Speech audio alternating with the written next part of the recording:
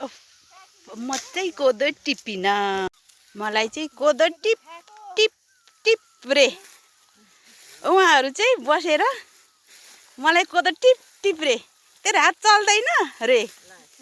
हेर्नु न उहाँहरू चाहिँ बिस्तारो बिस्तारो टिप्नुहुन्छ हो यस्तो कोदो लडिरहेछ है गाह्रो छ तेरो हात चल्दैन अरे कति चलाउनु हो हात पनि खै यत्रो पाटा पल्टाइसक्यो जतिखेर नि कोदो टिपिनास रे